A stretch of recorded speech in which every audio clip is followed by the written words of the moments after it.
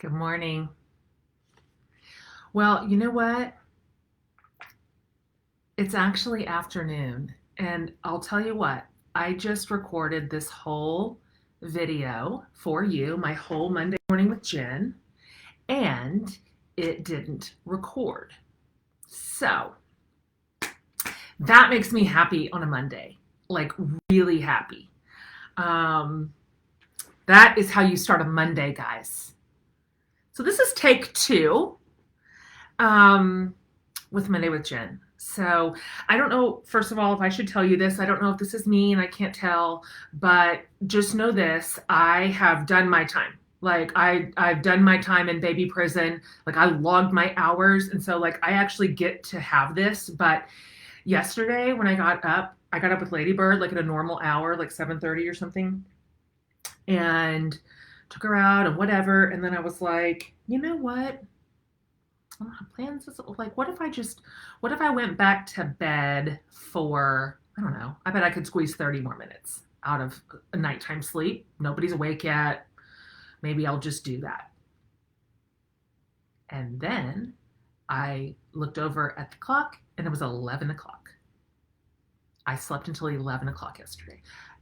Like, I do not remember the last time I slept until 11 o'clock. I can't even remember. I mean, I just honestly could not believe it. I just thought, I don't even know if my brain was like, you're not the type who goes back to sleep. And I'm not. Like, you probably just lay there and toss and turn. I don't know. Just close your eyes.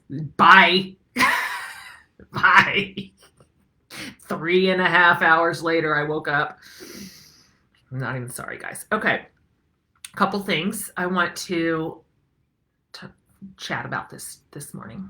Number one, this coming weekend, I am giving my very first commencement address. I am so excited. You just cannot even know about it, how thrilled I am. I'm flying to Salt Lake City, and I'm giving the commencement address for Western Governors University, which is, as their tagline, the biggest online university you've never heard of. I am so smitten kitten with this university, and I'm going to save that because I want to talk to you about them later. But I don't know if you know this about me, but I am absolutely hardcore about, I love ceremony. I love pomp and circumstance. I love formality. Like I have watched from start to finish every single presidential funeral that's ever happened in my lifetime, inaugurations, Parliament. I get up with my sisters and my mom at 3 a.m. to watch the British royal weddings. Like, I am into it. You guys, I cried from start to finish at my own college graduation. Start to finish. And like, dripping tears. I could not get on top of it. And so this to me is so exciting. I was on a conference call with their administration a few weeks ago, and they were like, because the average student here is 38 or older, mom, most of them are women. They already have a job. They already have a family. They're going back to school. And I'm like, that's my person. They're like, I know. That's why we called you weirdo. And they were like, Jen, we have a bunch of women graduating on the same day this year as their college kid. They're graduating together. And I'm like, no, I can't know that. I cannot handle that knowledge. I cannot handle that. I cannot know that. I mean, I'm so nervous that I'm going to boo-hoo. They have tons of graduates coming out of the military. I mean, it is just so incredible. So I am so excited. I've been working on my speech all morning. I just wanted you to know that I'm doing that. WGU, I cannot wait. Any students out there, I will be your person this Saturday at your commencement ceremony. I'm so excited. Okay, another thing. I'm also still watching Parenthood, and I just want you to know that. I told you a few weeks ago that I decided that, well, I mean, I don't know why not, because 2021, just whatever. And I decided to start Parenthood over. I was already late to the Parenthood game. I started it, I think I watched it 2 or 3 years ago. It's over 10 years old. And I started watching again. I wanted you to know that I have stayed on track. Whoops, got a little there, sorry. And I'm in season 4. I think I'm in season 4. I'm in the season where Hank comes on the scene. But it's important to me that you watch Parenthood. It's important to me that if you've never watched Parenthood, that you start immediately. It'll be your summer show. It will take you the whole summer, unless you just power through it because you're not a quitter. I do want to say, guys, I just kind of forgotten, like in season 2, when Amber kind of lost the thread there for a minute and got in that really like careless car wreck, and Zeke took her to the not the graveyard, nope, the junkyard where the wrecked car was that she was in, and told her that when he was a young man, he dreamed of children and grandchildren, and he dreamed her up, and she didn't get to mess with his dreams. Guys, it was harder to get through the second time than even the first. Just absolutely could not deal. Just could not deal. I'm already thinking about the scene in Parenthood that I have never, ever been able to repeat or like explain to somebody. I just gave myself a red spot on my forehead without crying. But it's in the very last season. I don't want to say it yet. But I just want you to, it's just important that you watch this show. Or it's important that if you've already watched it, you engage with me in it, because I still want to talk about it the second time around. Okay, another thing. Today is the last day to nominate your favorite teacher for that awesome Able giveaway. You know, Able's a partner that I love. I've loved them for a decade. I've been talking about them. They're an ethical fashion brand. They have like incredible dignified employment all around the world. Trendy, fashion forward. It hits all the marks for me. It checks every single box. And so I talked to Able. I was like, what can we do for teachers? Because, oh my gosh. My gosh, what can we do? And they were like, let's do an awesome giveaway. And so one teacher that you guys nominate, we're going to select at random, and they are getting like a whole like summer capsule wardrobe, like soup to nuts, head to toe. Abel's like, we're going to throw a bunch of other stuff in there too. I don't even know what that's going to be. Extra stuff. Plus $100 gift card to their website. So I linked the form in the post. So you got to use that form. Don't nominate them in the comments. Use the form to nominate your best teacher. That closes today, and we will announce the winner tomorrow. Oh, also just FYI, all the times, any of the times, any day, for any reason, you can use the code 20GEN, like 20GEN, at their website, which is livefashionable.com. Everything they have, livefashionable.com, for 20% off all the time. So you can use that for your very own self. But also, teacher gifts are coming up. Also, it's summertime. You might need some summer staples. This is a Able scarf. Do you know that a scarf is a summer hair hack? Because it is. Okay? This is when we're sweaty. We cannot have our hair on our neck. We cannot be expected to live like that. I don't always want to wear a hat because it makes my head hot and it makes my head itch. And so sometimes you want to look a little tiny bit better than normal, but you just need a scarf. And that is what it does. Okay. Also, don't forget teacher gifts coming up. Finally, I want to give you a little update. Last week I came to you after a 3-week hiatus because, well, it has just been a, year. But really been a month. And we were just in an absolute pressure cooker in this house. And it was at a fever pitch, and I was unable to manage it for another second. And I just went right over my threshold. I didn't even know I had a threshold. I literally thought I had no threshold, that I could handle anything forever. I did. I promise you, I thought that. I can handle anything forever. This last year has been evidence to me. I can handle anything forever, but that isn't true. And I hit my limit, and I ended up in the after hours emergency care with like sky high blood pressure, which I've had high blood pressure since last summer. My blood pressure was at 164 over 110, which is not good. And panic like coursing through my body, and I just couldn't get on top of it. I couldn't calm down. I thought my whole chest was going to cave in. And my doctor, who I talked about last week, Dr. Amaldi, was so dear and so gentle. And he was just like, you've just hit your limit. That's it. You're human. Every human has a limit, and you have found yours. So this is your body telling you, please, we need some attention. I need you to pay attention to me. And so we will, and we shall. So now I'm on blood pressure medicine, which has almost brought my blood pressure down to normal. Not quite, but I'm getting closer. And I'm on Zoloft, which is kind of does double duty for kind of an antidepressant and anti-anxiety. It's an SSRI. And there's a lot of options, and that's the one I'm on. I'm still in that period where it's normalizing in my body. It takes 2 up to 6 weeks, for that to really become sort of metabolized and useful in your day to day. And I'm still kind of in that window.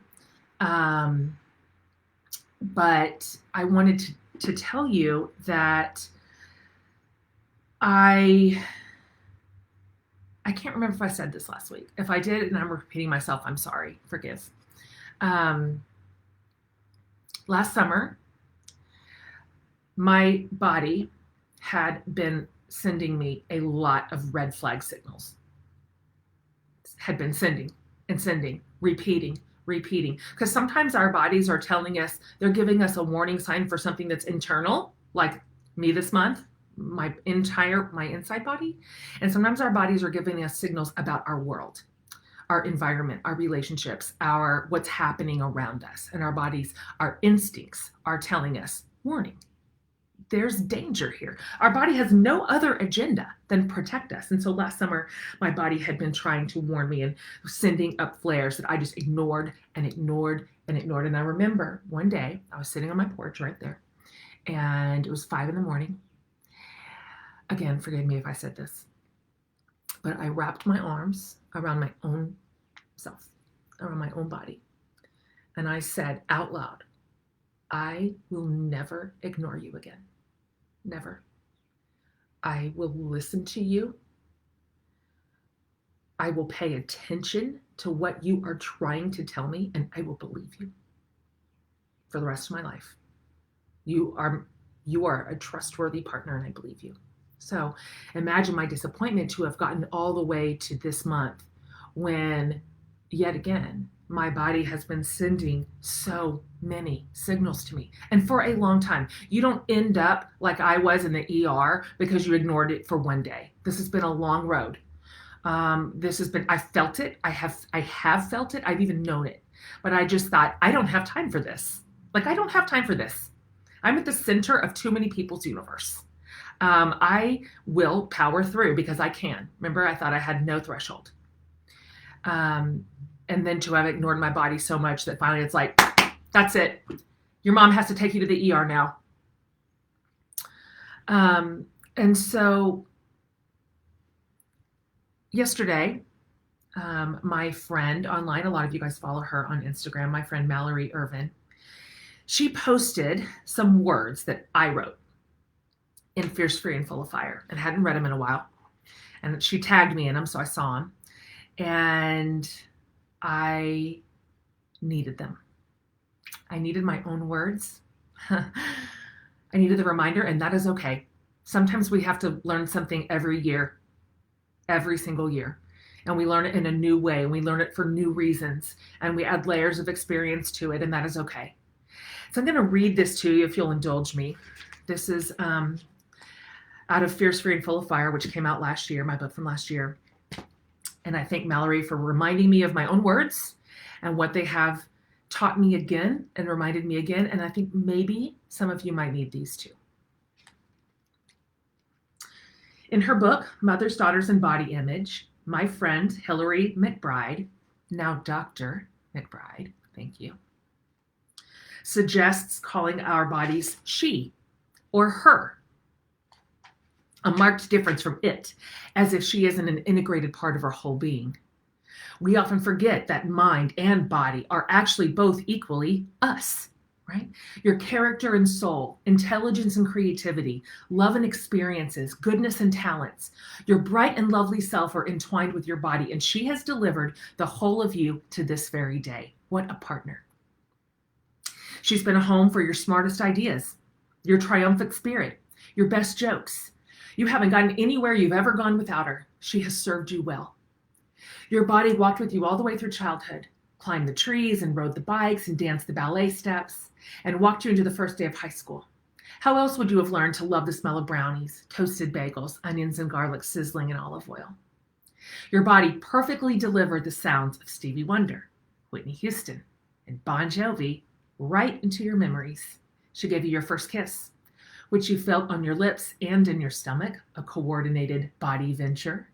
She drove you to college and hiked the Grand Canyon. She might have carried your backpack through Europe and fed you croissants. She watched steel magnolias and knew right when to let the tears fall. Maybe your body walked you down the aisle and kissed your person and made promises and threw flowers. Your body carried you into your first big interview and nailed it, calmed you down, smiled charmingly, delivered the right words. Sex? That is some of your body's best work. Your body might have incubated, nourished, and delivered a whole new human life, maybe even 2 or 3. She is how you cherish the smell of those babies, the feel of their cheeks, the sound of them calling your name. How else are you going to taste deep dish pizza and French onion soup? You have your body to thank for every good thing you have ever experienced. She has been so good to you and to others. Your body delivered you to people who needed you the exact moment you showed up. She kissed away little tears and patched up skinned knees. She holds hands that need holding and hugs necks that need hugging. Your body nurtures minds and souls with her presence. With her lovely eyes, she looks deliberately at people who so deeply need to be seen. She nourishes folks with food, stirring and dicing and roasting and baking. Your body has sat quietly with sad, sick, and suffering friends. She has also wrapped gifts and sent cards and sung celebration songs to cheer people on. Her face has been a comfort. Her hands will be remembered fondly, how they looked, how they loved.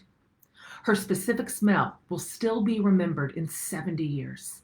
Her voice is the sound of home. You may hate her, but no one else does.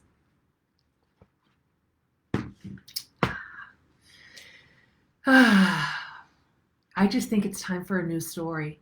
It's time to make peace. It's time to stop hating our bodies, treating them like our enemies instead of our absolute best life partner, right?